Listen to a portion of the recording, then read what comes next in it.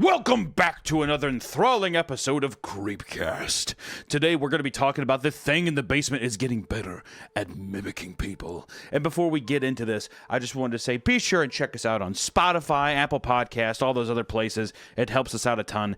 And also, I like to think that I'm not the best looker, so I think I'm better to listen to, if I'm being honest. Right? Little deal. I see all the people dreamboating over you, dude, but I don't get that kind of love. All right? I've seen some people dreamboat over you. I don't know what you're talking about. Oh, whatever, dude. I sent you the fan edit that was talking about a certain kind of choo-choo train, if you know what I mean, that involved both of us. All right. Okay, dude. All right. This is a 4-part series here. That was just breezes past it. Okay. Completely zoom past it. Is what it is. Okay, go ahead. It's a 4-part series here. I once again, as is tradition on the show, I have no idea about this show or about this story, but this is one that people I've seen requested quite a bit, and I'm pretty stoked. The title is so intriguing. I like it. Yeah, so this is one of those occasions. I think I may have to go back and look, but I had at least heard about everything that we've covered so far before the podcast, right? Maybe not read it, but I heard about it.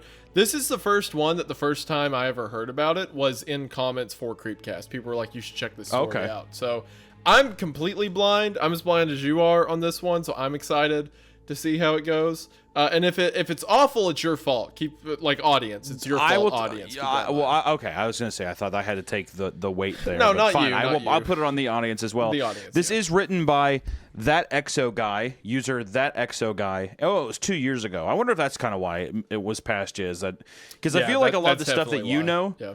I feel like a lot of the stuff that you know is like it was a little bit like maybe 5 to 7 years ago is where you're most. You know what I mean? It's stuff I had late high school, like college. That's like my area of expertise. But yeah, that's why this is off my radar. But that's not to say, good stories can't come out since then. Not to say bad stories can't come out since then. Not to say good stuff can't come out since then.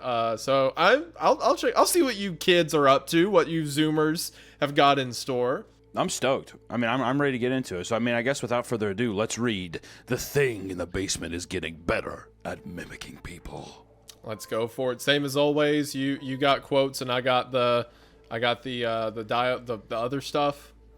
That is right. And I want to say that, we don't have to be rocket scientists to know that there's going to be a lot of mimicking here.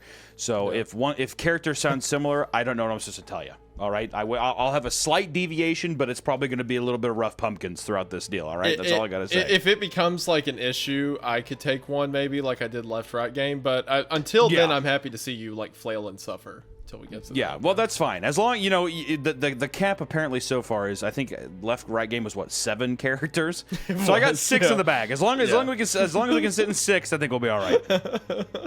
Yeah, as long as people start dying, you're good to go, right? We're perfect. We're gravy. All right, cool. Let's get into it. Let's do it. Part 1. I never had a close relationship with Sarah, my older half-sister. She was born out of my dad's earlier marriage, so by the time I came into the picture, she was already a teenager. We didn't argue or fight. We simply never spent time together. I was starting kindergarten when she moved out, and she wasn't thrilled about having a younger brother. I barely saw her as I got older, meeting only occasionally during holiday get-togethers or in the once-in-a-blue-moon visits. But we were on good terms. So when the cops called us a few days ago to let us know they found her body, I was devastated. Some neighbors apparently called 911 when they heard screams and saw smoke coming out of the house. After the firefighters put out a fire in the basement, they found some charred remains that they assumed were hers. Okay, first of all, out of the gate, this story's just like full throttle.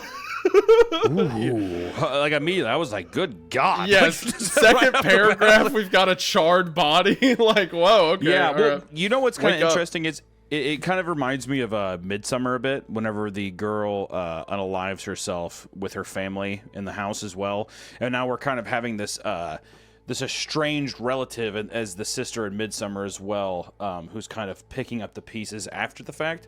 So I like the similarity is fun, but this is paragraph 2. My God, we're just already in it. Just slap right to the face. Out of the gate. All right, let's go with it. They couldn't identify her given the body's state, but all of the evidence pointed towards an accident. She didn't have a husband or kids, so the duty of burying her fell on us. The funeral was what you'd expect under such circumstances. Lots of crying and mourning around a closed casket. But the deed was done. I was left an only child, and a few days later, we took to scouring her house and doing an inventory of her belongings. It was an all-around unpleasant experience on many levels. It felt so wrong to go through her things like that. But with her only living relatives being my father and I, we inherited her house and possessions. We decided we didn't want them, so we'd sell almost everything. The plan was to only keep some of Sarah's stuff as mementos, things like pictures and whatnot. I went along with Dad to help, and we went room by room, cataloging items one by one. Given the small size of the house, it went pretty fast, but we started late into the day, and so we wouldn't be able to finish by nightfall. One of the detectives wants to drop by later. Says he has some. Oh my God! Let me restart that. Sorry. One of the okay, yeah, first line already did great. One of the detectives wants to drop by later. Says he has some more investigating to do. God, I know. I'm sorry. I'm not laughing. I'm sorry. That was the worst. It's fun. No, what's funny was your recovery of it, because you're like, God, stupid, like, idiot. You know what? So this is the dad. You know what? Fuck it. I'm giving him a bat. One of the detectives wants to drop by later. Says he has some more investigating to do. That's what you get. That's what you viewers get for making me feel so bad about messing up that first line. My first thing. No, Hunter, you've done this hell you're in. Was constructed by you. No. Everyone, No. It is. That's forever the dad's voice. I don't care what it does to the story. That is the dad's voice moving forward. What if he becomes like a very dramatic, like serious? Well, character? then it's gonna get very awkward very quickly. One of the detectives wants to drop by later. Says he has some more investigating to do. All I'm doing, okay, the audience isn't here right now. This is a recording. All that I did was laugh at your recovery. You talked yourself into memeing the dad. I'm in my own hell. Okay. I'm in my own hell. All right, as long as we acknowledge who did it. Yes, okay. I did it. Okay, so Bugman Dad says that. My dad said as we were getting ready to leave. He asked for someone to stay here tonight, but work won't allow me. Could you do it, champ? Sure. I mumbled, not in the least thrilled about the prospect. Dad packed a small box of trinkets in his trunk, and off he went home. The only room we hadn't gone into was the basement, and I wasn't about to do it by myself. The wooden door leading into it was wide open, charred by the fire and black with soot.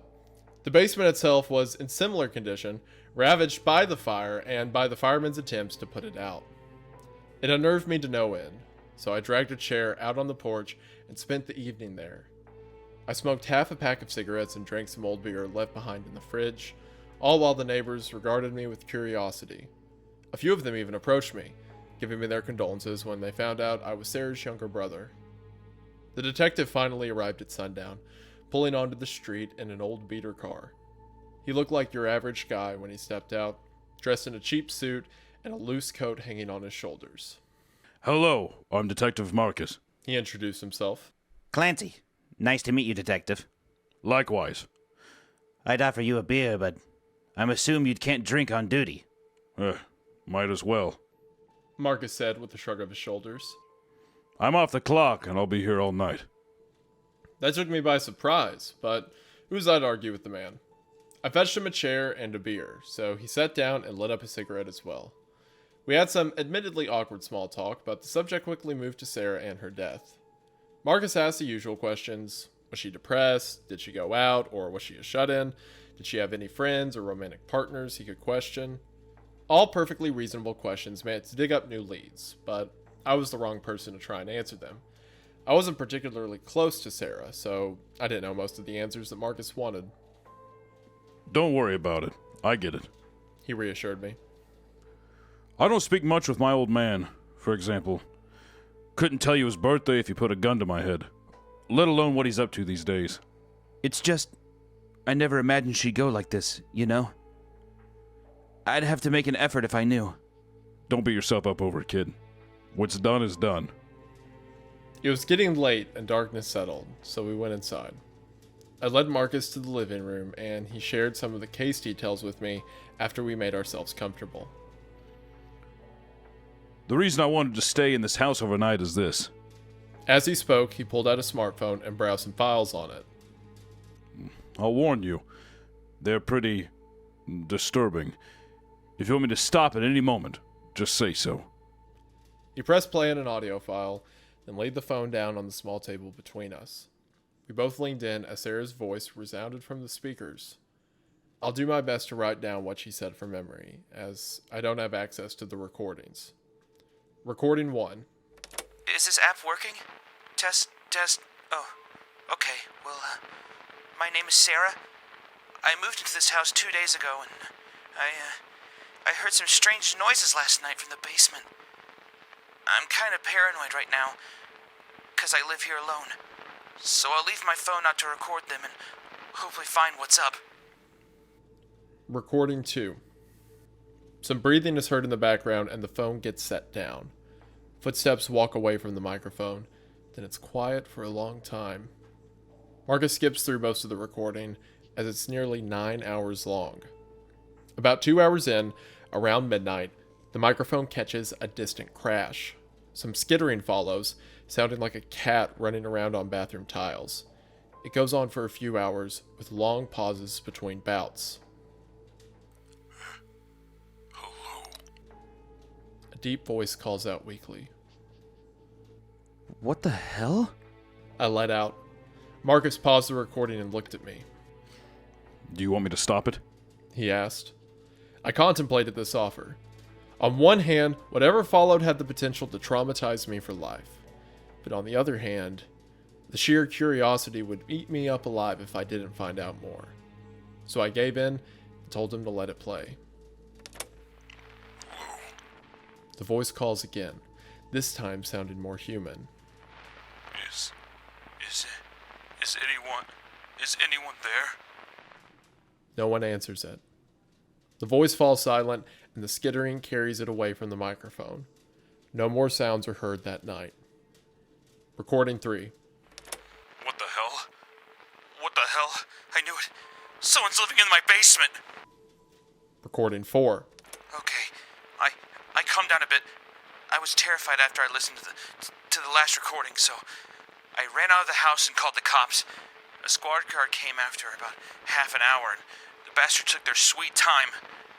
I showed them the recording. I went back inside, accompanied by a cop, and we checked out the basement. No one was there. We turned the place inside out, we checked everything, but the room is small. No windows, no exits, and no place for someone to hide.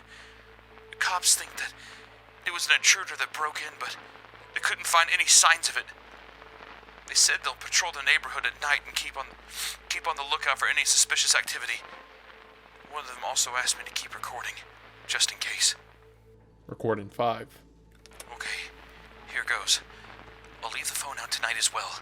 The cop car just passed on the street, so I feel a bit safer. The sound of the phone being placed down is heard, and Sarah's footsteps follow. She leaves, and the recording is silent for a few hours. Marcus skips ahead through it until another distant crash is caught. Skittering returns, stopping a few feet away from the microphone. Hello.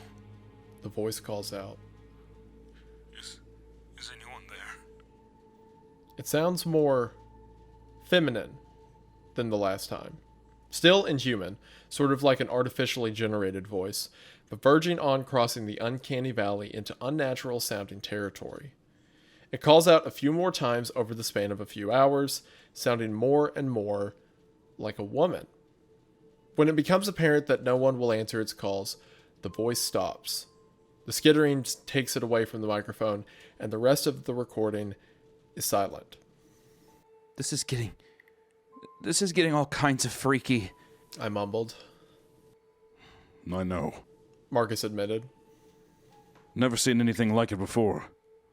Do you recognize the voice by any chance? Not a clue. I admitted. It doesn't sound familiar. I was afraid that would be the case. Marcus said with a sigh. Sarah confirms a possible identity to the voice later in the recording, but I wanted to double check. Then maybe show it to Dad? I provided a solution. He was closer to Sarah than me. He might have an idea. Marcus fell silent for a long moment.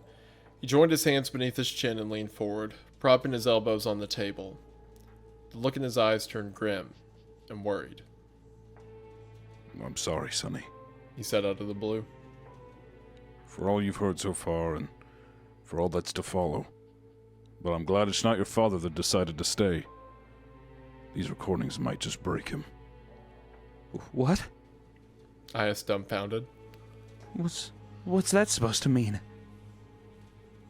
It will all make sense if you keep listening. Marcus answered. The change in his demeanor was strange, and the night took an unnerving turn. I should have backed out.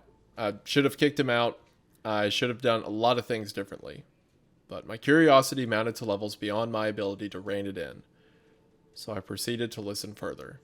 Man, all right, so that's the ending of recording, or that's the before we get into recording 6 here. Yeah. It's a pretty interesting build-up. I like that it's building up that obviously something like pretty crazy happens, but even this Marcus guy, Sonny kind of alludes to the idea of I should have kicked him out, I should have done a lot of things differently. So I'm wondering what Marcus is getting ready to reveal, or I don't know, dare I say this early on, that Marcus could possibly be the creepy person in the basement? I don't know. So, I'm very interested. It has me hooked. Great opener. My curiosity, I'm saying this as a bit of a cynic, right? My curiosity is if it keeps this energy up, right? Because this is like a bat to the skull way to start a story, right? Right. My sister's dead on fire. A cop pulls up. He gives me tapes. It's my sister. There's a thing in her basement. Like it's, and you know what? If it like it builds off this, or if this is like a cold open or something, that's the setup for the rest of the story. Stellar. I love it. This is so much fun because I'm already around the campfire in my head. It's already creepy. I'm already freaked out, and we're not even like halfway through the first part. So I'm excited. This is good. Wait! This episode is brought to you by the spring cleaning champions themselves at Manscaped. Clear out that winter bush with Manscaped's Lawnmower 5.0 and watch your confidence bloom like the springtime flowers. Embrace the season and join the 10 million men worldwide who trust Manscaped. And here is our special offer. Go to manscaped.com and use code CREEPCAST for 20% off plus free shipping. Would you know, I am a big hairy man. I'm a morbidly obese man who's disgusting. And before Manscaped, I was lost. I was a big hairball mess, but now I have seen the light, and Manscaped has made me into a sleek grooming machine. And the Lawnmower 5.0 has been more than helpful in that situation. Their 5th generation trimmer features 2 interchangeable next-gen skin-safe blade heads and a standard one for taking a little off the top and a new foil blade to go smooth wherever your heart desires. It also features dual LED spotlights to guide you through the darkest winter debris. Navigate with confidence in your own delicate areas. Oh, ouch. Just kidding. It's all good in the hood. Hate making a mess? Not to worry. This bad boy is waterproof. Shave in the shower, in the bath, or even in the ocean. A little salty surprise. And I love this thing because it comes with a compact case, and I get to take it wherever I go. It doesn't matter where I am. It fits. It's a little perfect to go bag. Spring Clean doesn't just apply to the nether regions. Get the full grooming experience with Manscaped's signature Beard Hedger Pro Kit, plus Handyman Electric Face Shaver. Whether you're looking to craft your signature look or clean up at the neckline, these are always the right tools for the job. So get 20% off and free shipping with code CREEPCAST at manscaped.com. That's 20% off and free shipping with the code CREEPCAST at manscaped.com. Nothing like a little spring cleaning in your pants. Thank you, Manscaped, for this beautiful sponsor. And back to the episode. Recording 6. Let us go on. What the hell? That was Mom? Sarah cries into the microphone for a few minutes before the recording ends. Oh, interesting. So recording 6, So Sarah is thinking that that the person in the basement is mimicking her mother at this point. Yeah. I wonder if... Does he mention his mom anywhere before? I don't think so, right? Does he say I don't think so, because it seems like it's I believe it's the mom from a different earlier marriage. Yes. Right? Correct. Yeah. So Yeah. it's like, I don't think that even Sonny knows what this is. That also explains why the cop was like, I'm glad you're here, you know, because you never even knew this mom that she's talking about. Yeah, that makes sense. He's like, it's probably going to be a lot easier for you to know. Yeah, interesting. Okay. Right. This is pretty... Okay. All right. Recording 7. I'm not gonna call the cops anymore. That was Mom calling out. I don't want to talk to her. She's been gone for so long. Ugh. Oof. Yeah, I don't know. Mom's dead. Yeah, I don't know if I like that. Yeah. You know what? I don't Call me old-fashioned, but talking to dead ladies, Nah, not my cup of tea. I don't know. You know? Well, I'm even just thinking about being down in my basement right now, and I think I hear my deceased mother, like, oh, God. Well, also, she's doing a thing, too. Well, it's weird. She's like, that was my mom calling out, I don't want to talk to her. She's been gone for so long. Like, I feel like a lot of stories would take an angle about being... like, oh, I want to, you know, I miss my mom. Like, that's a huge part of, like, Talk to Me, as a girl is trying to reach out to her deceased mom. So, I don't know. Just this thing of, like, I don't want to talk to her. It's been so long. It's kind of the opposite reaction I would expect from either a deceased mom, right?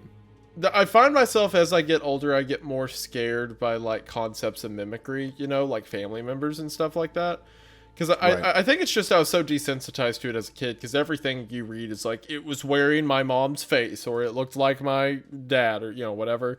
But thinking about, like, a literal scenario where an unexplainable thing looks like your parent or your loved one or something like that, and it's like trying to sound like them, like it... The more I think about it, the more I don't like it, the more it bothers me.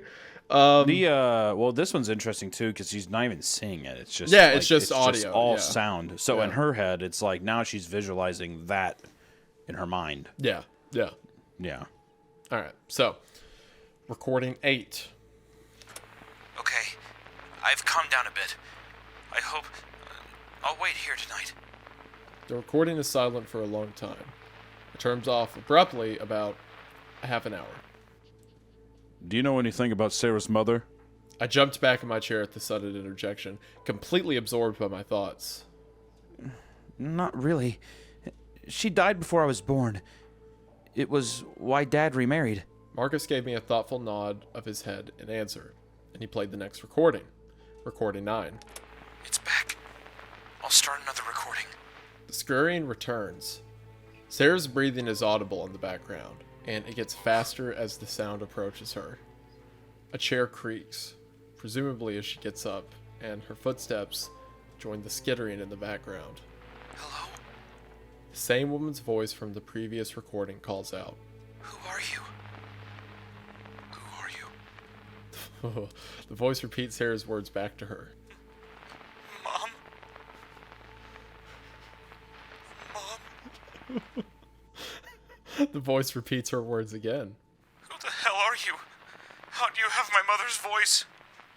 Who are you? The voice repeats. Footsteps resound again, approaching the voice as it says the same line over and over.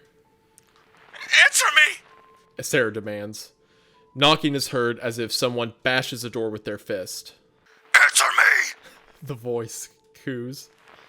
What do you want? Voice lets out a few garbled words, but they are unintelligible. Its pitch and intonation adjust before it speaks again. Sarah, my dear, is that you? I was left stupefied. The uncanny valley was finally crossed, and the voice sounded decidedly human for the first time. It held none of the animalistic traits from before. The subtle anger and malice in it was gone, replaced by a deep sense of compassion and worry. I haven't seen you in so long. Sarah weeps silently in the background, but she doesn't answer the voice again. It, however, keeps calling out. I've missed you, my dear. Footsteps sound out as Sarah backs away, and the voice grows distant. It calls out over and over again, but the facade cracks. It can't maintain its grasp on the charade for long, and it devolves back into the uncanny valley slowly. The footsteps pick up speed until they turn into a run. After a few seconds, the voice becomes inaudible. A door is opened and closed shut with force, and Sarah starts crying uncontrollably. The recording stops. Oof. I just want to say, we're not done with the recording, but I just want to say this is... That's pretty great. So, I'm excited. That's pretty crazy. The Uncanny Valley aspect of it is really fun to read, by the way. It's really, really cool. But dude, your voice gave me chills. That's why I was like giggling, because when you would like go back and forth at the same time, that was hot. That was so cool. Jesus Christ, it's hot. All right, easy now. I'm thinking about that choo-choo train edit. My bad. yeah. So wait, just to clarify as well, because I don't know if I'm the only one. Usually I'm the only one thinking this, so apologies. But is Sarah? She can't see the thing. She can only hear the creature moving around or whatever whatever kind of random entity this is, right? Okay, so the way this reads to me is initially yes. But in this recording 9, she's closer to it because it says her footsteps join the skittering. So it sounds like they're in the same position, relative to the recorder. And then you hear, hello, who are you, mom? What? And then, what are you? Why do you have my mother's voice? Who are you? And then it says the footsteps resound again, approaching the voice. And then it says... Dude, you know what I'm thinking? Sorry to interrupt you, is that it makes me think that like she's in a dark, like Sarah is in this dark basement, and like maybe she's like trying to like turn on the light but can't turn it. Like it's definitely a dark thing. So I'm just imagining like one burnt out light bulb or like broken light bulb in the center, and like, just like that little chain, the little chain you have to turn on the light. It's just like barely swaying, so you like see that like the creature messed with it. Like in my mind's eye, that's what I'm saying. And even to do something where it's like you barely see something in the darkness of a room is so creepy. Yeah, so I have the exact same idea. I kind of imagine Sarah as maybe in like a cone of light, right? And then there's something in like the shadow of the basement that's getting closer. And I think at the line, after Sarah yells, answer me, and then the voice says, Sarah, my dear, is that you? Sarah doesn't speak after that here. And the last thing we see about her is it says she weeps silently. And then it says footsteps sound as Sarah backs away. So I think at that point she saw whatever it is. I was wondering if I'm wondering if she didn't see what it was, but she was like, this is not my mom kind of thing. Well, I mean, look at this. This paragraph, the footsteps pick up speed until they turn into a run. After a few seconds, the voice becomes inaudible, the doors open and close shut with force, and Sarah starts crying uncontrollably. So she saw it. She turns around. Yeah, took and off. Then came around and turned. Yeah.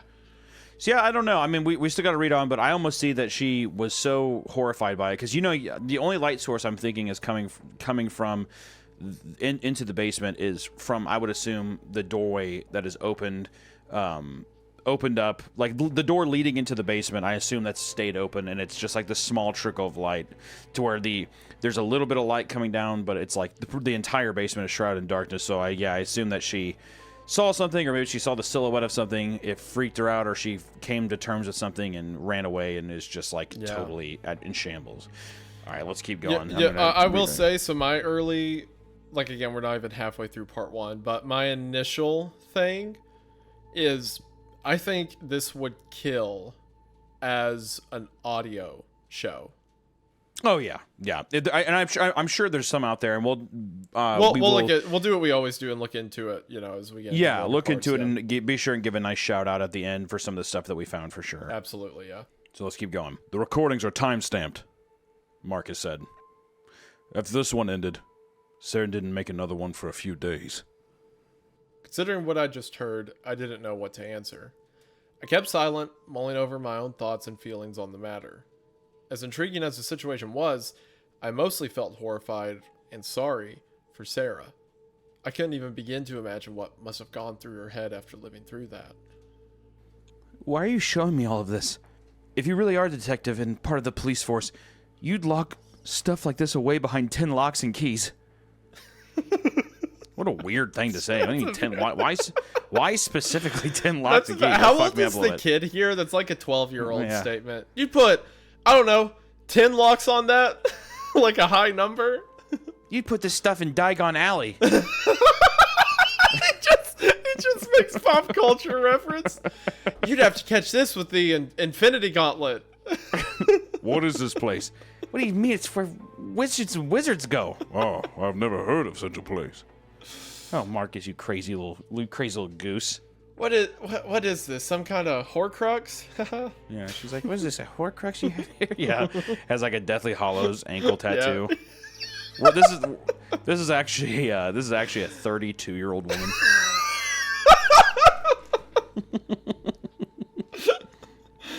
Huh, I guess this creature sure was up to no good, huh? I bet he solemnly swore it.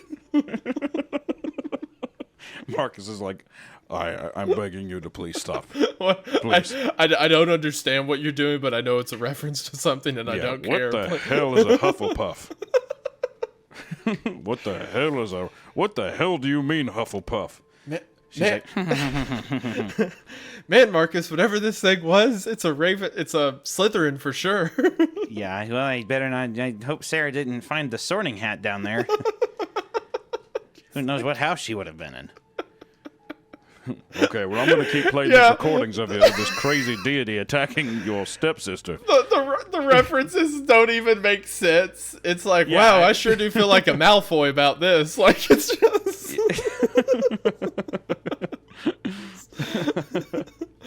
Man, this sure is Hagrid. Marcus, you're giving off Hagrid energy. Did you know that? You're being so Hagrid right now. You better watch your tone, is what he says. Man, this is serious. So serious, it's black. Did you like that pun, Marcus? He's already gone. He's in his car driving away down the road. The creature from the creature like crawls in the house and is just like, I was gonna do a bunch of stuff, but I had like this whole 4-part series planned out. I was gonna do a bunch of stuff. I was like, I had this whole thing playing with the lights. They were gonna go out, and I was gonna pit around. I was gonna do a bunch of stuff, but I can't be bothered. Him and Marcus drive away together. The creature and Marcus. Oh, she was just driving up a wall. Let's try that again. Let's start over. We'll have to burn another teenage woman to get that. But no, you'd lock stuff like this away behind 10 locks and keys. I'm not gonna let that slow us down. Yeah, continuing. Marcus leaned back in his own chair, thinking my question over. He pulled out his crumpled up pack of cigarettes and retrieved one from it. I pushed the ashtray closer to his side of the table as he lit it up, and he bellowed out a cloud of white smoke. All in due time. His eyes scanned me in a fashion completely different from before, with a cold and calculated look behind them. What do you think so far? I don't know. What the hell is going on? Answer me, Clancy, and be honest. Whether or not I'll show you more depends on it. Weird. Yeah, that's kind of a weird thing. The kid's name's Clancy, though. I like that name, so I'll let it slide. Yeah, well, first he said Sonny. And now he says Clancy. Is Sonny just supposed to be like... Sonny's just like a boomer way to greet a kid. Well, hi, Sonny, you know. So Clancy. So this isn't a 32-year-old woman. This is a 32-year-old man who's a Harry Potter fanatic. Clancy. Right? Yes. Clancy? Yes. Is Clancy a man or boy? Yeah, Clancy's a boy's name, yeah. Yeah, earlier in the story he said he's the older brother. Oh, that's right. Okay. Yeah, I'm just stupid. or younger brother, All right. younger brother, I mean. Yeah. She's not, wait, you know that the boy's, like, younger, right? Yeah. He, like, lives with his parents, yeah. He's not 32. No, but I like to imagine it. Oh, okay. In your head canon. In my it's mind's like, eye. I see, okay, all right. I don't want to take that from you. Yeah, no. I imagine Clancy is, I'd say teens, right? Which is still I'm kind of going weird. to guess that, like 15, 16, yeah. I would say it's kind of weird that a detective is singling out a 15, 16-year-old kid. It's also And he's illegal. like, what do you think? Be serious. What do you think of this? He's like, it's weird. I don't know. He's like, okay, perfect. We'll keep going. What if he's like, I don't know, it's pretty normal. He's like, all right, good day. Get someone leaves. I just want to freak you out. I know you can't tell me anything. All right, well, yeah, this is no fun. Goodbye. I racked my brain, but I was truly and utterly stumped. The situation devolved too fast for me to keep up, and I didn't know what to think anymore. But I could tell that wasn't the answer Marcus wanted. It's, I don't know, a ghost, a demon, a skinwalker? Damn, dude. What is this? Some Bro's kind of deep cutting. creep cast? I've been listening to a lot of Creepcast, and these are just some suggestions that I have. What are we? Some kind of Suicide Squad? Yeah, maybe the entity has I don't know, some kind of cave where he goes and impregnates tons of people. I don't know, right? Marcus is like, what the hell are you talking about? You know what's funny? I didn't know what you were talking about for a second. I was like, cave and pregnate. Then I'm like, oh wait, I did that. Yeah, that was me. And then yeah. a slight tumor grows in the back of your head, and it's just like, Boroskar. yeah, it follows me around. Yeah. See, now that I was able to pass on the curse to you all, and specifically you, Hunter, I just have pleasant memories of Boroska. What a nice little story. Yeah, Psychopath. Yeah, psychopath. Yeah. Marcus seemed surprised by that. He pushed the cigarette away from his... That's kind of funny. Marcus seems surprised by that. You mean by him saying a skinwalker? Marcus seems surprised. Yeah, the detective's like, what do you think happened to your sister? And the boy's like, I think a skinwalker caught her. It's like, okay. That's surprising. I don't know why you thought that, but... I was just going to say someone, pretended to be your mom. What are you talking about? Like, I don't know. It's just probably a guy who broke into your house, but okay. Yeah, home invasions are pretty common. What is a skinwalker? I don't even know what the fuck a skinwalker is, to be completely. I've only seen documentaries where it's like Skinwalker Ranch. No one ever really says what it is. Oh, you don't know what a skinwalker is? No, I have no idea. This is a safe space. The comments will bully you, but I won't. So... a skinwalker is a creature from it's a lot of like Western American, Native American mythology, but primarily like the Navajo. It's effectively was a shaman or like medicine man who became a witch doctor, began to practice in like darker sides of mysticism or tradition and stuff like that, and began to develop the qualities of dark spirits. So in a lot of renditions of the story, they either become a cannibal or they become some kind of killer. And using the dark spirits that they've taken on, they can shapeshift into the forms of various animals that they kill. So if the shaman or if the witch doctor kills a coyote, he can wear the skin of the coyote and become one. But it's always implied that there's something a little off about it. Maybe their cry doesn't sound quite right. Maybe their legs don't move the way they're supposed to. Oh, okay. That's why when you see like uncanny animals, people will be like, is that a skinwalker? Right, okay. And like that's the original story. It blends a lot with like Wendigo imagery where people say it's not really like a medicine man. It's kind of just like a monster that can shapeshift. But yeah, skinwalker basically means a shapeshifter. Okay. It would be the same thing if they killed and ate a human being. Would they be able to take the likeness of that human? Oh, yeah. Okay. It's not always they have to eat them. It's normally they have to wear the skin of them. But in some stories, they're cannibals too. Okay. But yeah. Like, so if say it killed someone you knew and pretended to be them, from a distance it'd look fine. But then you got closer. Maybe they walk differently. Maybe their face looks a bit off. Maybe their speech is a bit different. That's like the idea. Okay. Well, yeah, I sympathize with Marcus being slightly surprised then. Yeah, fair. He's like, go on. You were saying. You were saying. He pushed the cigarette away from his face, letting out another lungful of smoke. And you believe that? That it could be something supernatural? What the fuck else could it be? What do you think it is? What I think is irrelevant. I want to know what you believe. God, dude, what is up with Marcus? This is like some weird... I don't know. Maybe Marcus isn't a cop, or maybe he is, but he's been like chasing some supernatural angle for a while or something. Yeah, well, I don't know. That's what I believe. Maybe, hold on, maybe he's not a cop at all. Maybe he just... because the only person who said he's a cop is Clancy's dad. So maybe he has been following like supernatural leads, thinks Sarah's death is supernatural, and then is like, oh, I'm a cop, can I talk to your son? Him being so hung up on that either makes you think that the dad is like very mentally unwell or something that makes him be like the validity of Clancy's responses, where he would need to be like, I need to know if you think this is supernatural or something that could actually happen or something. Like, I don't know. Clancy says, that's what I believe. I didn't know Sarah well, but she wouldn't fake something like this. So either she was haunted by something or you're messing with me. That's the correct answer. Marcus said with a satisfied smirk. He put out the cigarette in the ashtray and leaned over the phone, placing a finger over its screen. So how about it? Do you want to hear more? Why would I want that? Do you or do you not, Clancy? No hard feelings either way. I can't force you to listen.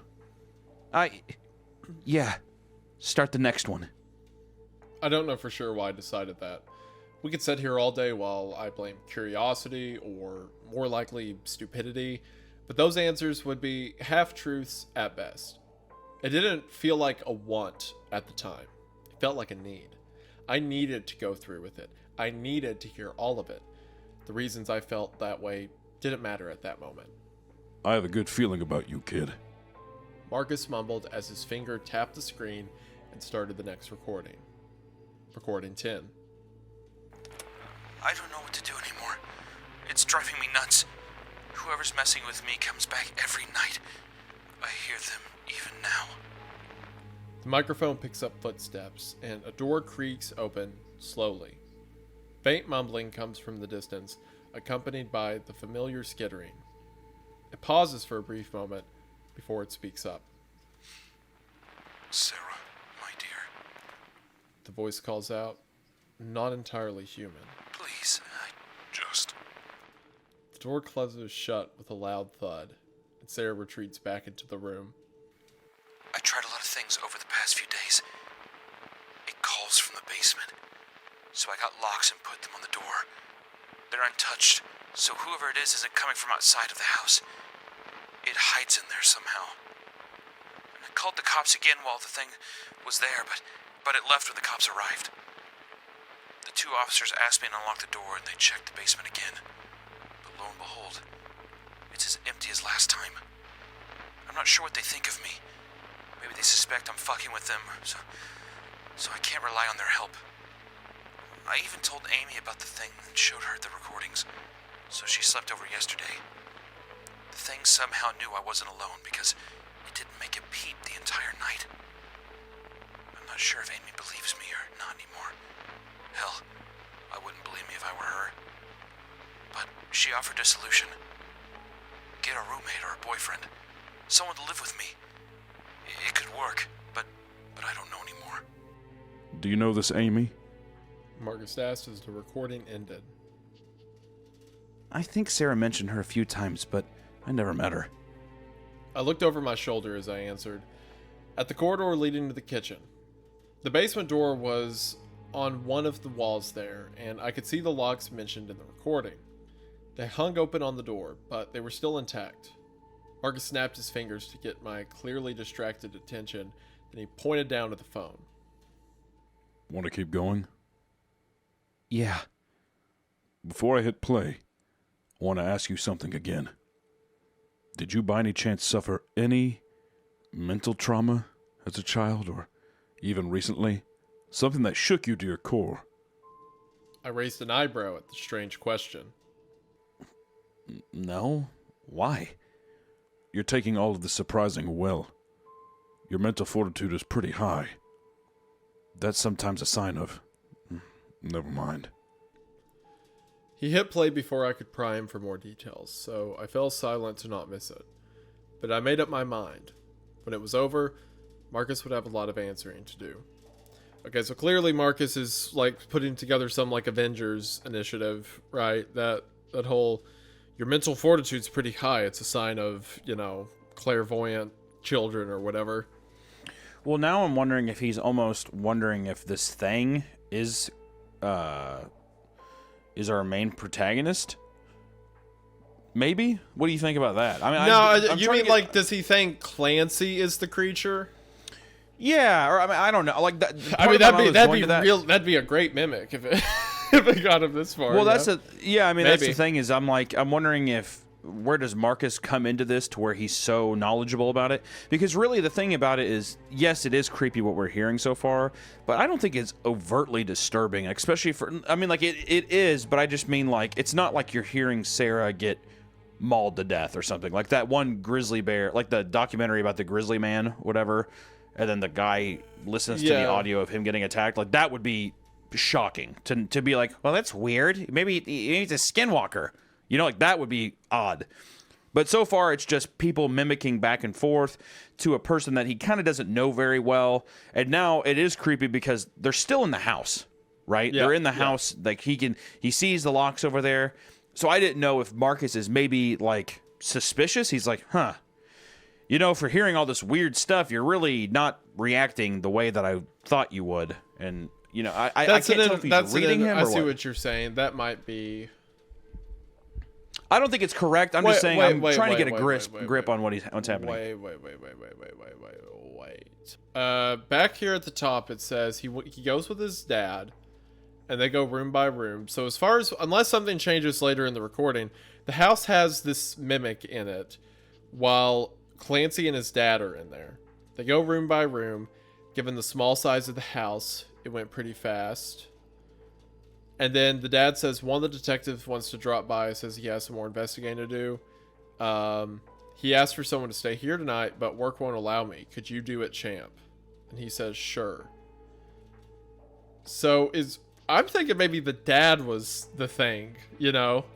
Oh, maybe, yeah. And he leaves the scene. I can't stay. Yeah, and he's just like, the damage has been done, and the dad left. And we'll see. I'm curious to see that too. Yeah. Also, what kind of dad is just like, hey, you know this house that kind of like burnt down or whatever, and some people died in here? Hey, would you mind just staying for a bit? God, I have such a busy night ahead at my job. Yeah, that feels weird, right? Try not to think about the smell here. That's your sister's flesh. Don't worry about it. See that kind of stuff that's you know your feet are tracking all over the floor. You hear that stuff. sticky noise whenever you step? Yeah. Yeah, the ashes that are on your feet that you're tracking on the floor, that's actually your sister's burnt skin. It's the ash of her burnt skin, so don't worry about that. I have to go to my job. I have to. There's totally just metal, bro. All right, so you talk to the cops. I'm gonna go get some roadies. We're gonna take care. We're gonna do what we gotta do. Yeah, do a little booze cruising. Gotta steady me for the road, son. You know. Yeah, have fun, 12-year-old child of mine. Have fun talking to the cops, nerd, idiot. Yeah. Peace. Recording 11. I try my best to ignore it. I slept at a friend's house some nights, but that's getting harder to pull off. I tried looking for roommates, but no one wants to share a small house with this stupid pandemic around. And my search for a boyfriend is just fruitless. I'm getting a bit old for the dating scene. We'll keep at it, but from the looks of things, everyone's mostly down to fuck and not much else. I don't want to resort to frequent one-night stands.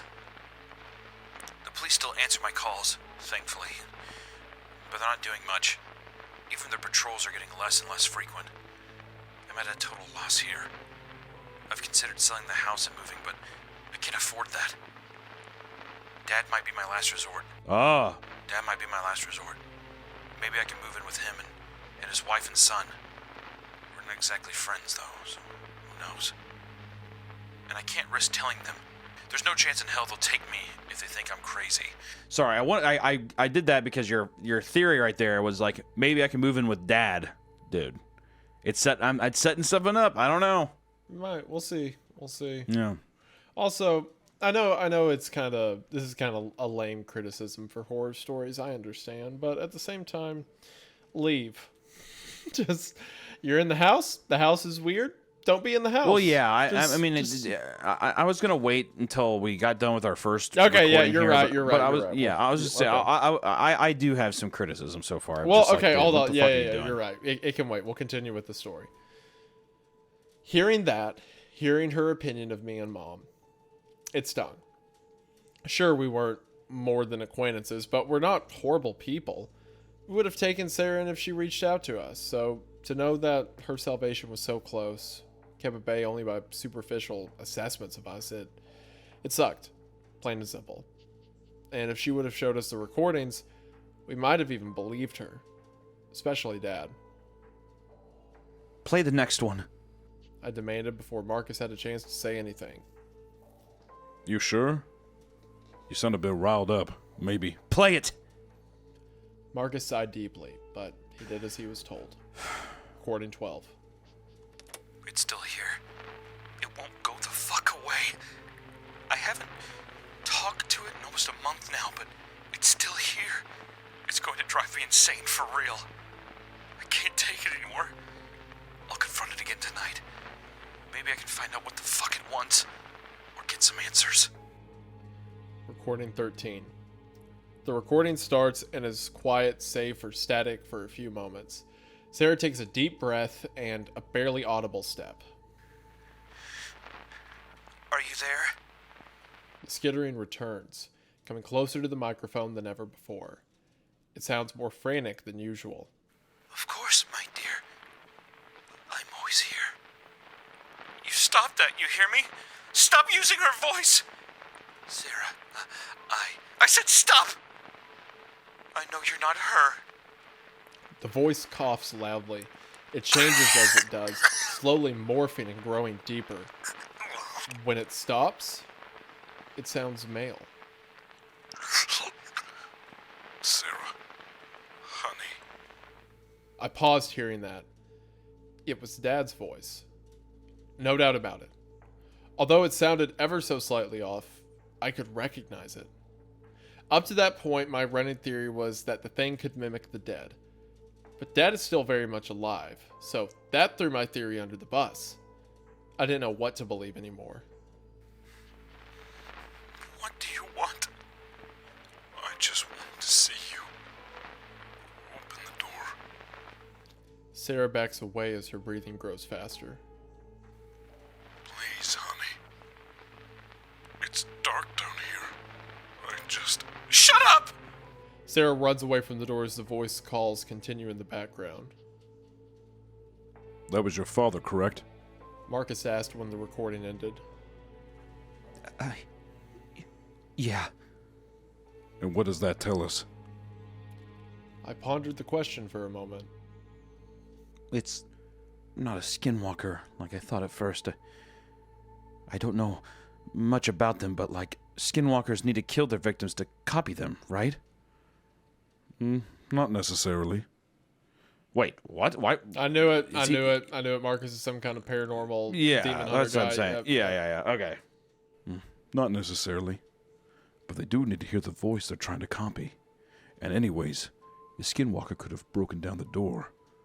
So, it's something else? But what? I'm not sure yet. He went to play the next recording, but I stopped him. Where do you know so much about skinwalkers from?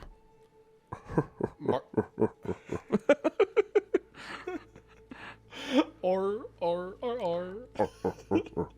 Marcus chuckled dryly. All in due time, Clancy. We still have a few recordings to go through. You know what? He hit play on the next recording, so he listened. So I'm really not liking this thing where it's like, why just not tell him? Why would that? Like, I know it's probably something where it's like, oh, if he tells him, it might jeopardize him from wanting to listen on. But still, is that not just annoying? All in due time. It's like, dude, just fucking tell him why you know so much about skinwalkers. Yeah, also, like... Okay, so Marcus, like, shows up and he's like, you know, Joey Badass, right? Like, he knows all the stuff. And he was kind of presenting himself as a cop so he could get along with Clancy, but... I know Clancy's a kid, but there's still no level of Clancy. Like, there's the whole, wait, where do you know about skinwalkers or whatever? But, I mean...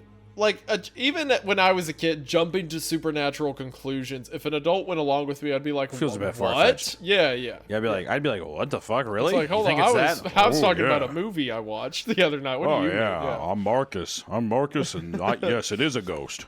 Yes, Clancy. I'd be like, you seem like a very irresponsible adult. I should have a parent right now. I'm scared. Where's my dad at? Oh, he's a werewolf. I should call the police. The police are zombies or something. They're all plant people. They're all plant people. It's just me and you, It's child. just me and you, Clancy. Against the world. Now, do you want me to show you where vampires come from? No. All right, then. I guess I'll play the next recording. Or Clancy's like, you mean Transylvania? Marcus leans forward. He's like, Now, how did you know?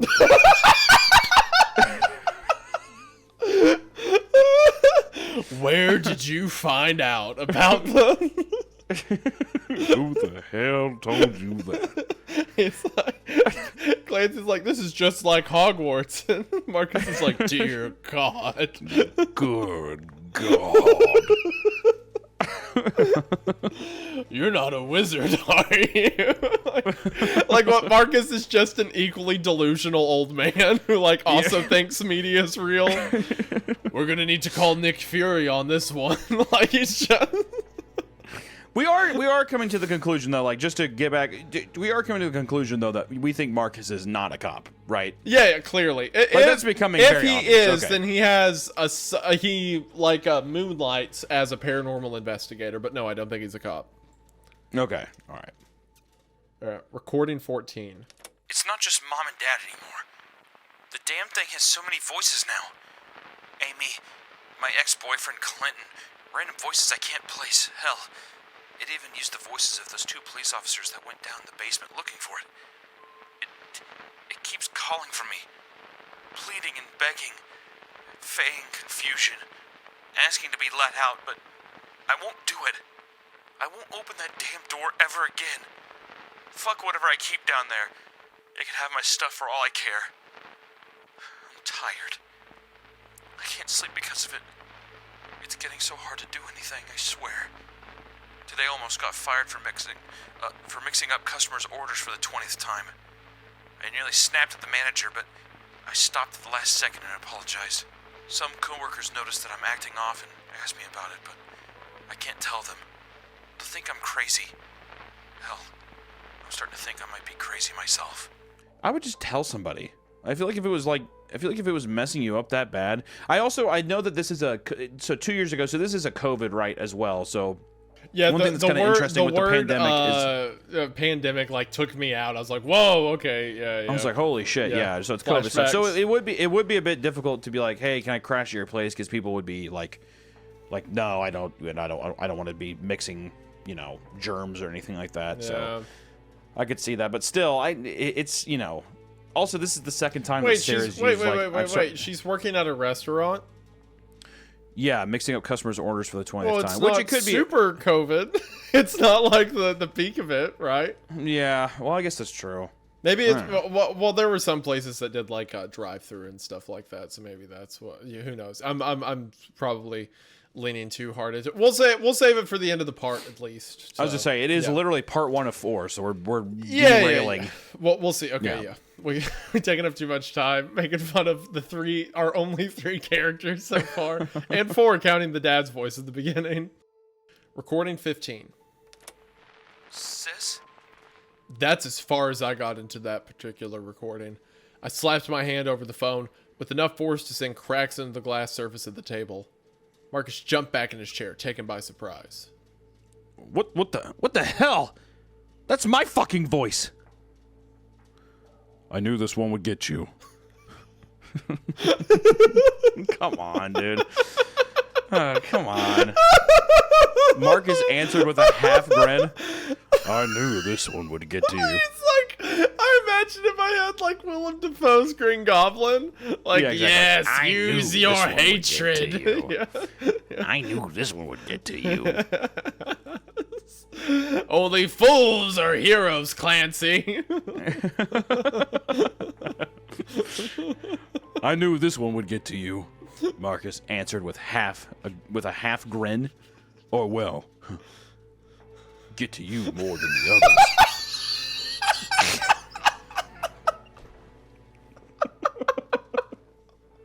I just don't know why he's being so coy. He's being so coy. In spite of everything you've done for her, eventually she will hate you. Eventually, she will hate you, Clancy. In this world, it's drip or drown, Spider-Man.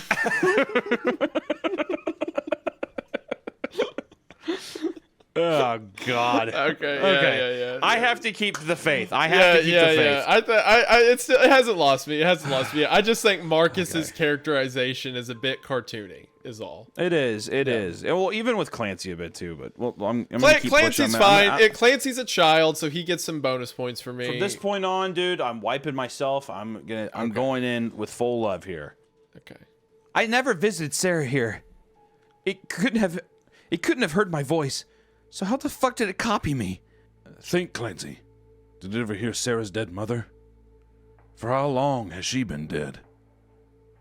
20 years. So what does that tell you? It doesn't need to hear people's voices. Correct. So what? It can read minds? Maybe. At the very least, it can form a connection with people. But until we catch it and see for ourselves, I can't say for certain. Catch it? Is that what this is all about? You want to catch it? Marcus wiped his smirk off his face and looked at me intently.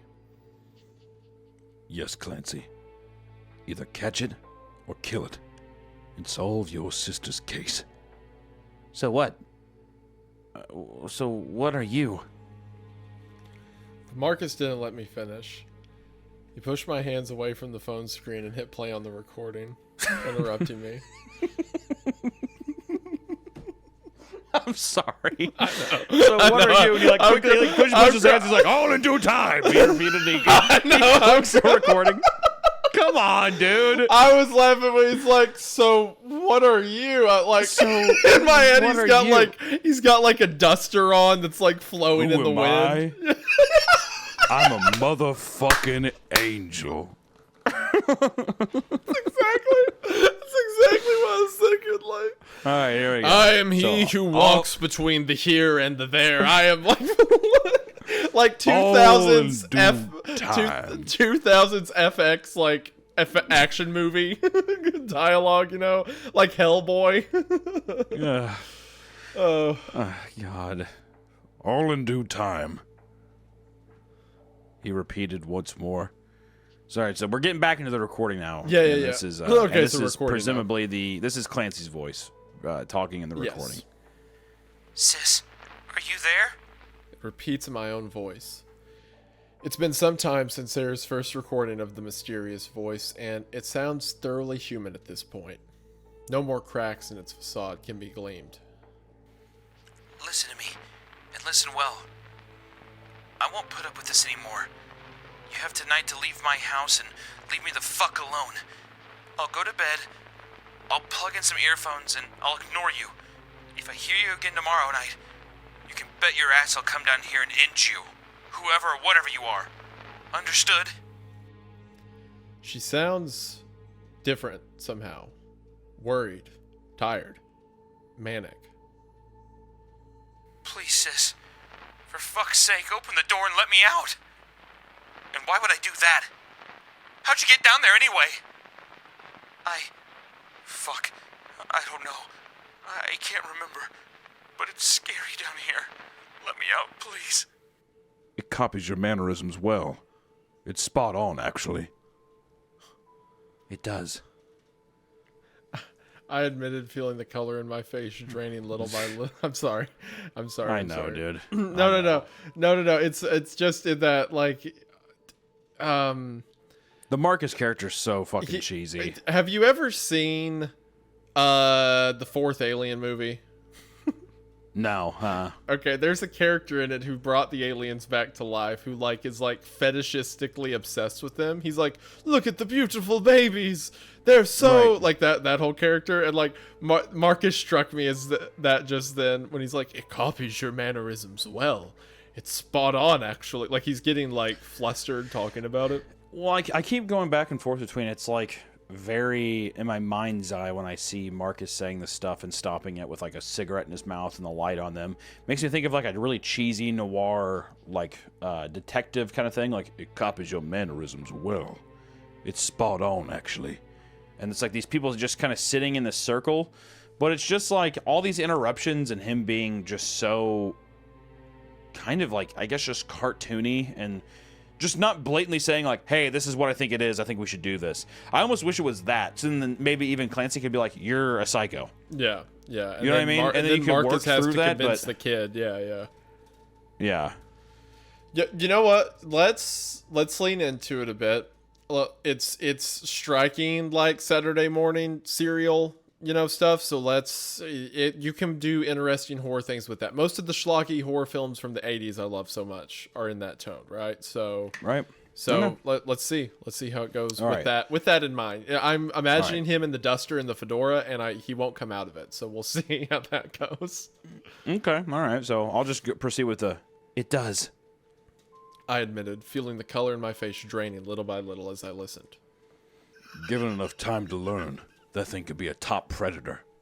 And let me guess. You can't let that happen. Oh my god.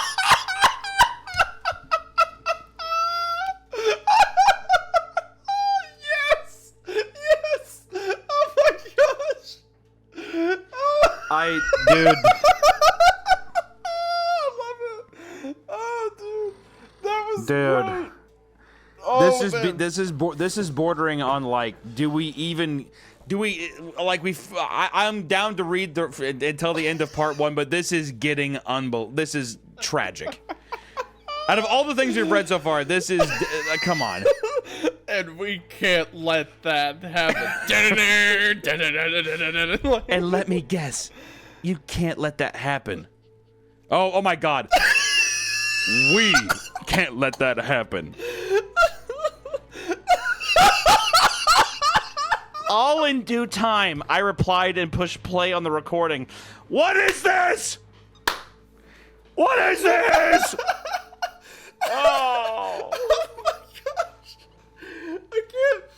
If this isn't, to those listening, if this doesn't, if you don't realize why this is so funny, the dialogue goes, it is a kid who just met this man who keeps saying stuff like, it's a predator, one that can't be stopped, one too powerful. And the guy goes, it could be a top predator. And the kid goes, and let me guess, you can't let that happen? And then the guy goes, we can't let that happen. It's the most, But you see here, Clancy is taking control and he says, all in due time. no! And he's mimicking Marcus. The kid who just found out that his sister's A full-grown immolation. detective, a full-grown X-Files detective man is having this kind of camaraderie with what we assume to be a 15 or 16-year-old child. All in due time, and he's like, huh, That's right, Clancy. Yeah, the kid, after hearing all this, hearing that his sister burned to death a few days ago, was killed by a skinwalker, the kid's like, all in due time. oh, God. Bro, it's the most, Disney dialogue. Okay. In a minute, Okay. there's gonna be, a thumping in the closet, and then Marcus is gonna go, Clancy, you're gonna want to see this. Clancy, it's right behind me. Isn't it?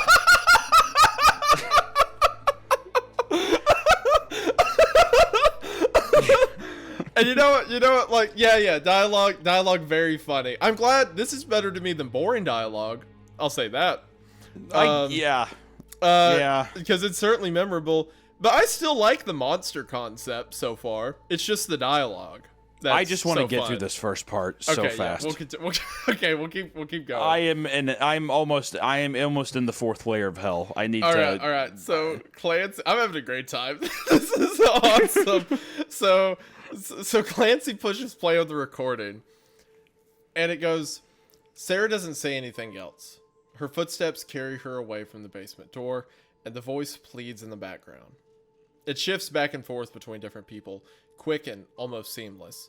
For short periods of time between the adjustments, glimpses of the animalistic nature make it through. The recording ends after Sarah closes the door to her bedroom.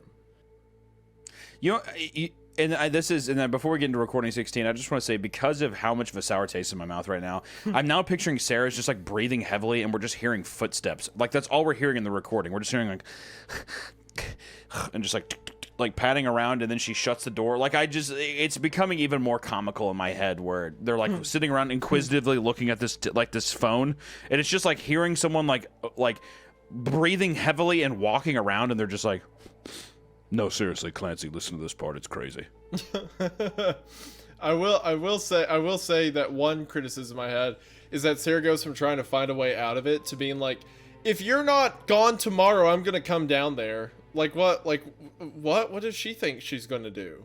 You know? I don't know. I mean, she's gone down there with cops and everything else, and it's not there. I mean, So she's gonna it go just down seems there dumb. herself It's like, and like show it. just who's leave. boss. Yeah. Leave the Yeah, just home and leave don't the go house. back. Go camping. I know it's COVID lockdown. Go sit in the woods. Like it's a better alternative. Like literally, I feel like in any other person, I feel like a lot of people would just be like, I'm just gonna be in my car. I'm just gonna, if I have nowhere to go, I will literally just sleep in my car. She has her mom, and she's like, who has his wife and brother, who like she's like on talking terms. Sure, she doesn't love them. I get it.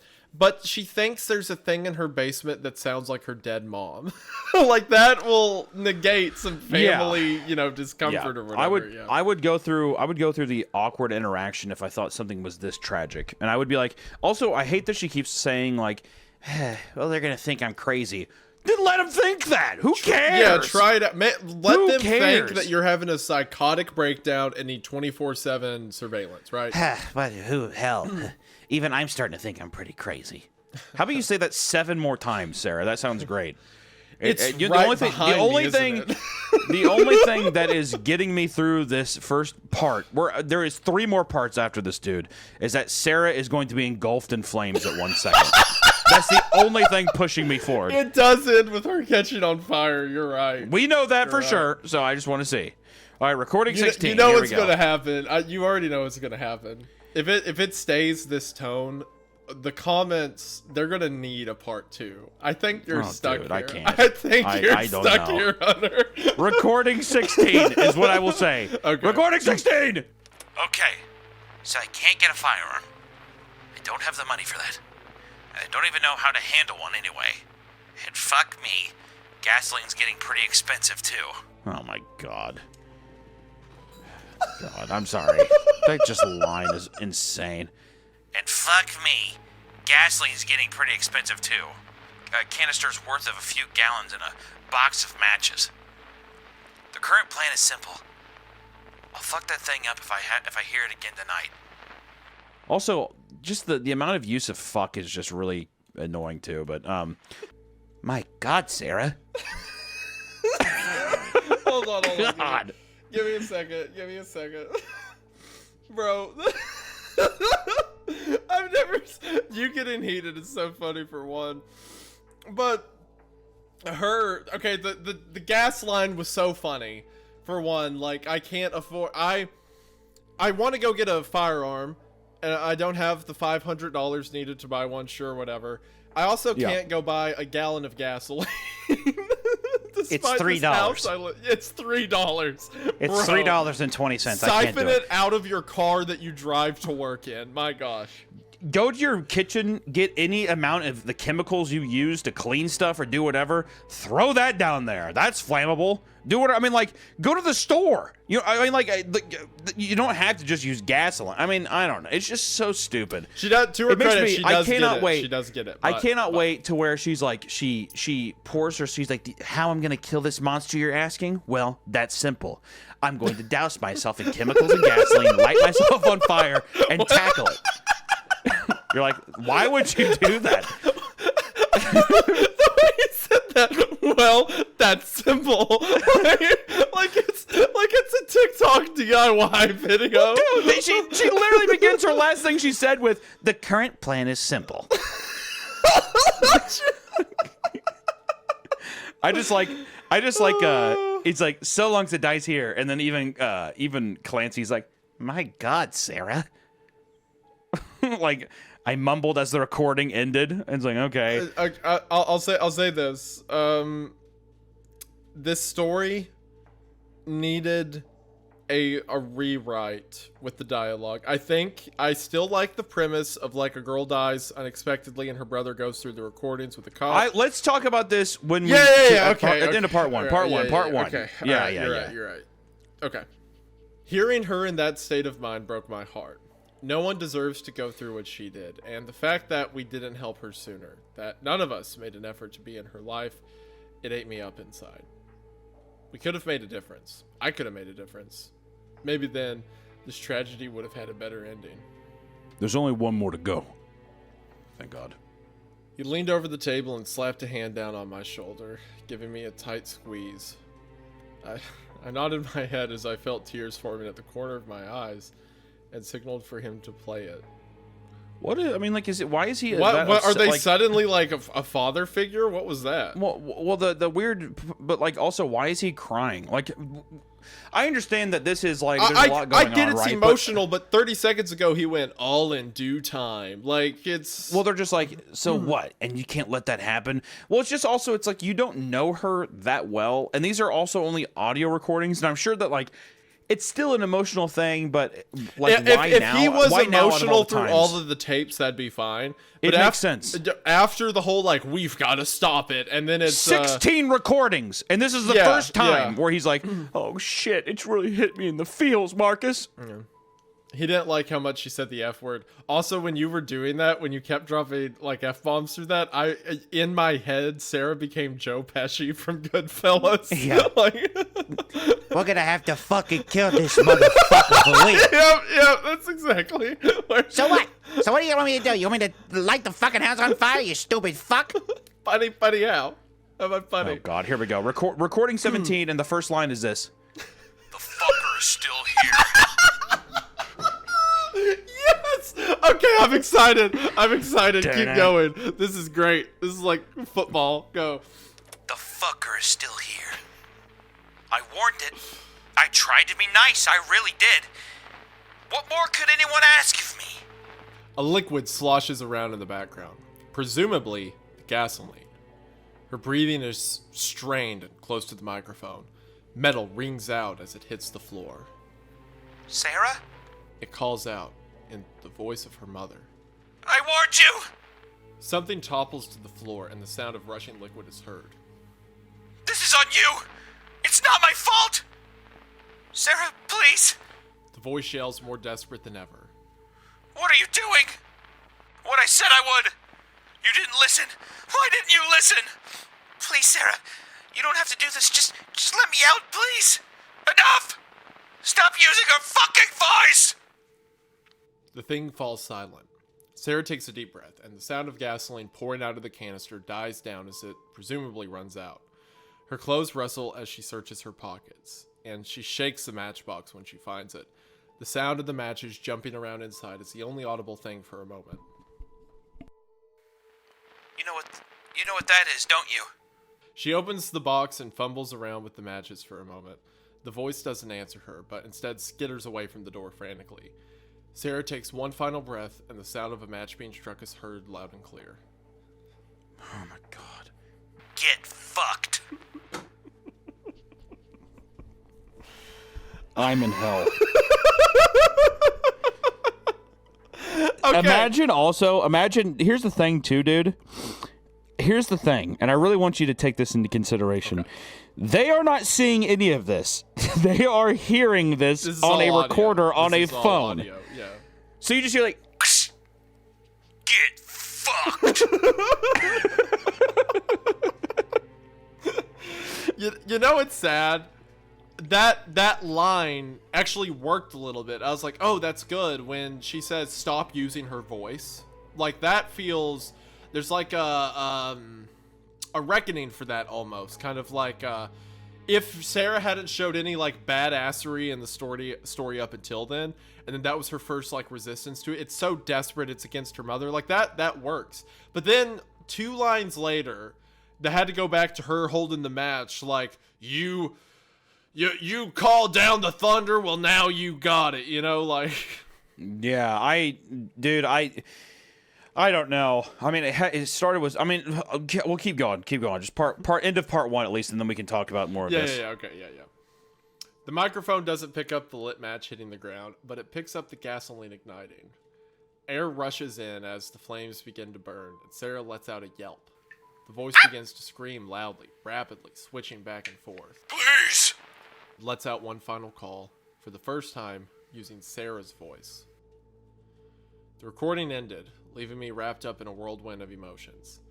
I was horrified, I was stupefied, I was strangely glad for it to finally be over. I was a mess, to put it bluntly. My body felt like it melted into the seat, but I quickly composed myself when I remembered that Marcus still had some questions to answer. Did Sarah kill it? Did we bury a monster instead of her? I don't know. It could very well be the case. But then, Then where is she? Exactly. Plus, a lot of other things don't line up. But to be fair, they didn't line up no matter which angle I went at it from. All that we know for certain right now is that someone died on a fire. So, monster hunter, huh?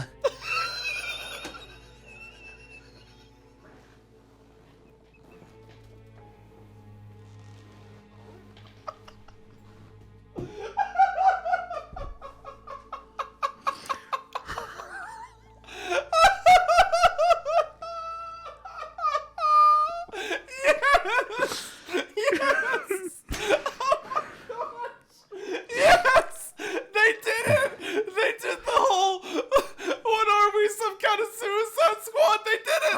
They literally did! What are you, some kind of monster hunter? Yes!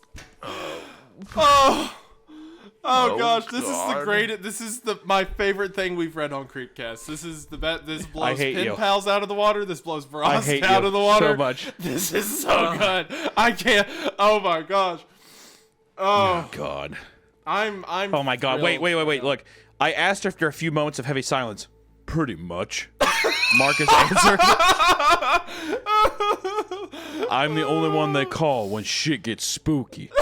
And let me tell you, this shit is very fucking spooky. Oh, hold on. Let me get back in my chair. Hold on. Oh my God, dude, listen. Oh. Pretty much, Marcus answered. I'm the only one they call when shit gets spooky. Wait, and let me hold on. tell you. Wait. Where are you at? Dude, I thought you were joking. No! I wasn't looking at the screen, so when you said I'm the one they call when shit gets spooky, I thought you were making... That is a legitimate... Dude. This is quotes. Pretty much. Marcus answered. I'm the one they call when shit gets spooky. And let me tell you, this shit is very fucking spooky. Okay, but all of this still doesn't answer the most important thing. Why show me this? Any of this? Okay, hold on. Let's do this. Let's play a game, okay? Right now, we're taking it seriously. Back to 0, right? And let's just see if we can get to the end, okay? Okay. Without, you know, let's just see, okay? All right, so Marcus lit up another cigarette and leaned back in his chair. For the first time since he entered the house, he seemed truly comfortable, like he had nothing left to hide. We're always on the lookout for new recruits. Oh, God. So consider tonight your entry test. You're a bit rough around the edges, but you seem like a decent candidate to me.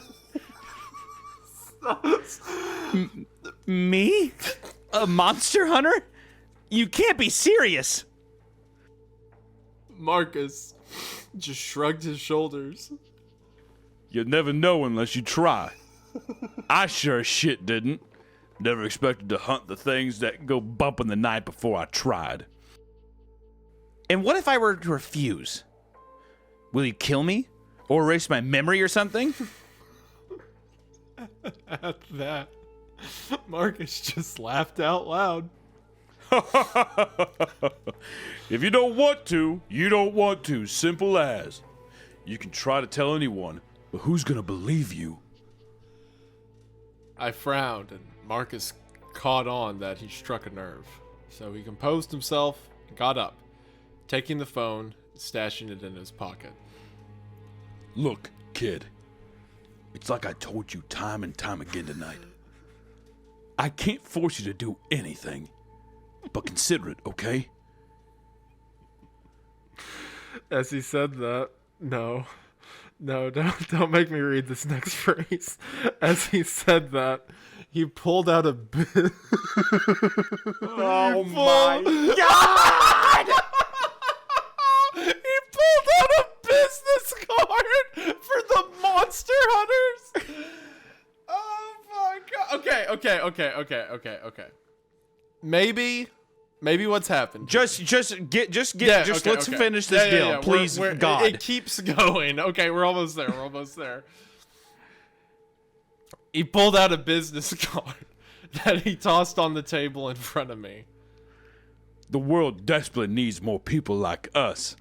if there were more of us to go around, then maybe Maybe what happened here wouldn't have been stopped sooner. They keep finishing each other's sentences. yeah, it might be too late for your sister, but you can make the difference for someone else. If you can make up your mind, doesn't matter if it's tomorrow or a year from now, give me a call and take care.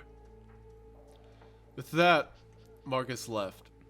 I saw him to the door and closed it behind him. Then I went to crash into my bed. My entire worldview was shattered tonight. And I decided to get some rest before I tried to make sense of the pieces. The following days were uneventful, but even so, the strain of that night hung over me.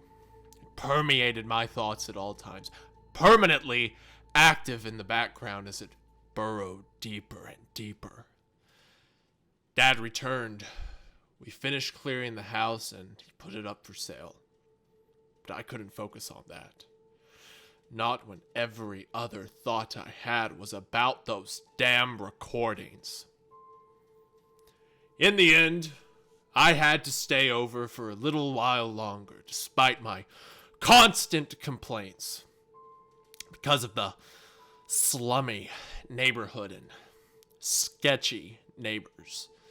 Dad didn't want the house to go unoccupied. That's basically asking for thieves and punks to break in. And it's going to be hard to sell it if squatters make the nest here. So just hang on for a little while longer, okay? I wanted to fight him on the matter, to tell him that he could stay over himself if he was that worried. But I didn't. I couldn't. Not when I knew the truth about what went down. He wouldn't be another death on my conscience. So I lived in the house for another week or so, helping out with renovations and whatnot. And truth be told, it wasn't all that bad. It was a bit creepy. It was a bit creepy, sure, but the freedom of living...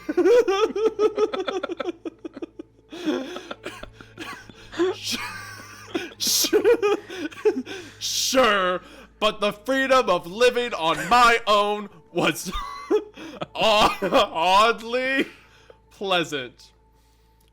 One evening, after he went home and I was left all alone, I heard a knock on the door. I slowly made my way over to answer, expecting either him or Marcus, but who I found on the other side left me terrified. It was Sarah. Dun, dun, dun. Hey, Clancy. She greeted, sounding almost casual. What? How? I let out in a meek voice as my tears started to flow. I have a lot of explaining to do, I know, but... I didn't let her finish. I jumped her, latching my arms around her shoulders as I bawled my eyes out. She put her arms around me as well, and we hugged for minutes in the doorway as I cried. What happened? Where were you? We buried you. We thought you were dead. I'm sorry. I had a lot happen, and I had some problems. I ended up running away to a friend for a while, and... It's a long story, okay? And very crazy. Tell me about it. Call Dad and tell him to come over. He needs to know you're okay ASAP. Actually, it'd be better for you to do it. I don't want to give him a heart attack. Good point. We kind of got rid of most of the furniture, but make yourself comfortable. I'll call him and join you. Don't take long. She said and went inside to find somewhere to sit. I watched her walk down the corridor towards the kitchen, passing by the basement door. She looked at it for a long moment. Then she continued on her way. I pulled out my phone and Marcus's card, unsure about what to do. The thing's facade was good. Damn near perfect. But as it spoke, those last words in its voice cracked just a little. Dun, dun, dun. End of part 1. And actually, wow, I can't believe we made it through all 4 parts of The Thing in the Basement. Is getting better at mimicking people. What a story. Wow. Wow. Wow. I really, I'm at a loss for words. I really enjoyed all 4 parts of that I'm glad that we got through the whole story. You know what? You know what? This first part took much longer than I expected. We're already at an hour and a half on the recording. I would be curious. We can ask the viewers and the listeners at home if they want us to continue this story. We still have 3 parts if you do. If not, for the love of God, request something that is of... I mean, dude, if you would have told me, it's insane. First off, this is such a deceptively... This story is so deceptive. And also, I want to say that this is a bummer. This is 2 stories in a row where it's like, ooh, really, really great beginnings, right? And then it just completely devolves into whatever the fuck this is supposed to be. If you told me that this was supposed to be about a monster hunter who is recruiting presumably a 14 to 16-year-old guy. Why? This is leading me into Jeff the Killer territories, where it's definitely a teenage kid writing this, right? Mm-hmm. About how cool it would be to be a part of a monster hunting situation. And the thing is, crazy good premise. It could have been so good, but the interjections between Marcus and Clancy the entire time completely...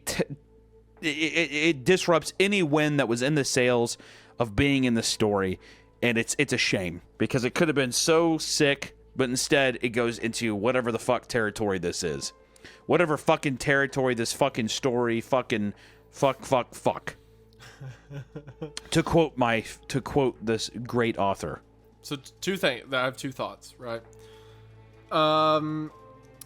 If we went into it under the, I guess you could say, notion that what we were about to get into was supposed to be like an old, like, detective drama, right? Like, you can hear jazz music, the type thing, right? Like, it's purposefully over the top. I think it would have... The reason it's so funny to me is because it was so unexpected. It's not it's not that the writing is, like, so horrifically awful that it's just hilarious. It's that... It is, like I said, like Disney dialogue and stuff like that came out of left field, right? Like it was the surprise nature of it. So if I went in expecting that, it wouldn't have been as funny.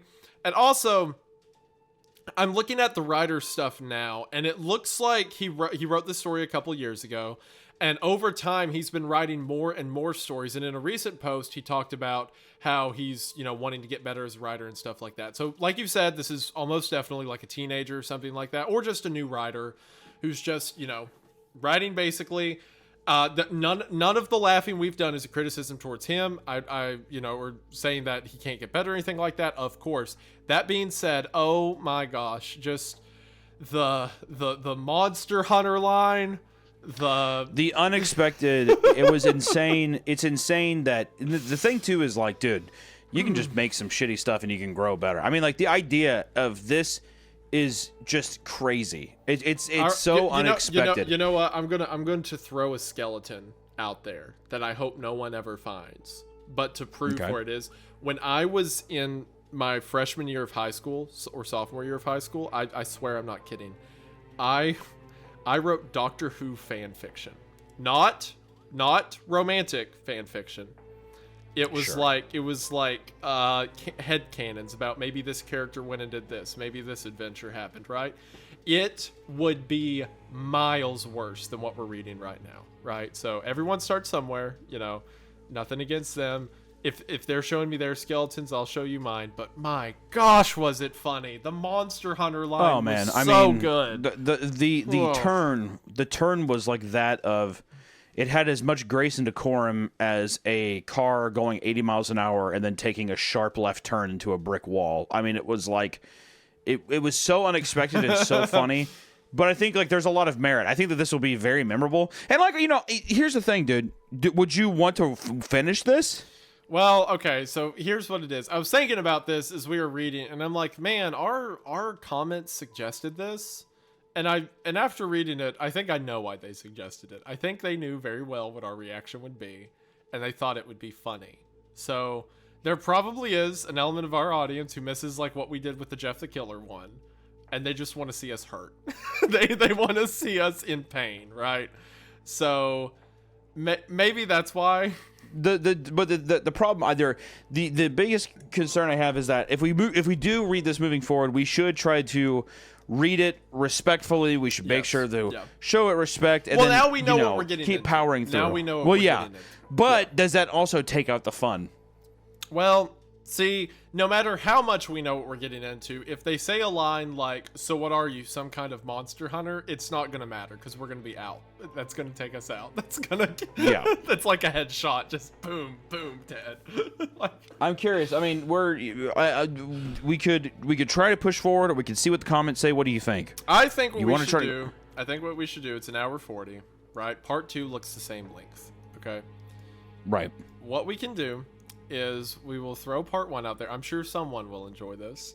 And if they're like, please, for the love of God, do the other parts, we'll do the other parts. But I think what we got is because also, where do you pick up from there? Because it ends with like, that ended the way most like short micro horror creepypastas end, with like the thing said it was my sister, I knew it wasn't because of its voice, right? Like, how many creepypastas end that way? So I don't know where it goes from there. Yeah, I mean, I would be curious to see. I think that setting up the Monster Hunter organization really left some doors open.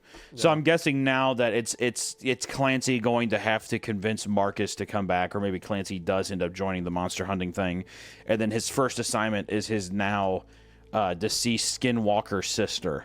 And he has to like observe it and do whatever, and he has to go by, the guidelines. There's probably a set of rules that he has to follow and stuff, and maybe he gets into some trouble himself, and he probably also finds some situations where maybe even Marcus, you can't tell if Marcus is really who he is and all that kind of stuff. So, or vice versa, Marcus is like, I can't tell if this is you or not, or whatever. So there's probably a lot of back and forth, stuff like that, deception, that kind of stuff. I would assume.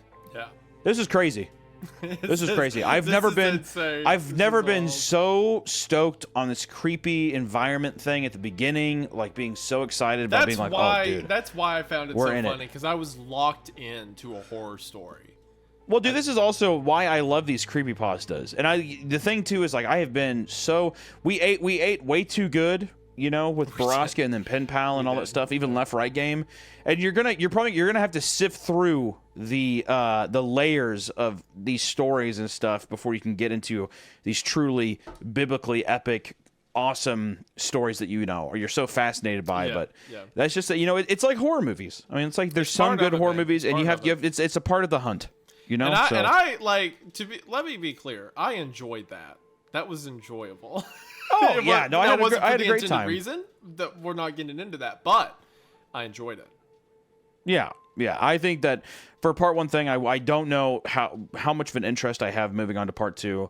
If people are just absolutely enthralled by it, I'll consider it. But if people are also like, hey, let's move on to a different thing, I wouldn't be opposed to that either. Absolutely. So you let us know down below. And once again, too, guys, be sure to listen to us on Spotify and Apple Podcasts, all those places, and give us a nice rating. It helps us out. And be sure to let us know like stories that you enjoy in the comments below. We do, as you can see, we read them. We try to make sure and take suggestions from the community as well, so we appreciate it. That was awesome. Again, to the writer, That story was enjoyable, but I mean, none of that as to say that you yourself are incompetent or whatever. Everyone grows, everyone starts somewhere. I'm glad that my first drafts of stuff isn't out there, on the internet. But thank you for sharing with us. Thank you for the entertainment. I enjoyed it. Yeah, dude. I mean, dude, it there's was no. fun. It was If we fun. laugh or do anything, it's there's absurdity to things. I mean, like I think that you can offer, you can be disappointed or offer criticism with things and not just be. We're not like saying that this person will never be able to do whatever. Absolutely. I've made plenty of things, and still even to this day I make absolute dog shit. I look at the progress I've made within the time I've been on YouTube, and it's been it's always cool to see. So if anything, the only thing I would say with this story as well is that, like, to put your stuff out there publicly to be ridiculed or to be loved is the first step of truly becoming a better artist, to being a better creative. You have to do it. So I think that this is just that initial step, and I'm stoked to see what else comes out of it. Yeah, I agree 100%. I enjoyed it, and I will say this: I think I can say definitively that was better written than Jeff the Killer. Oh, dude, yeah, definitely. 100%. Yeah, 100%. Come on now. What are we doing here? Definitely. Yeah. All right, y'all. Well, that's all we have for this week. We will catch you on the next episode. Goodbye. Thank you all for watching.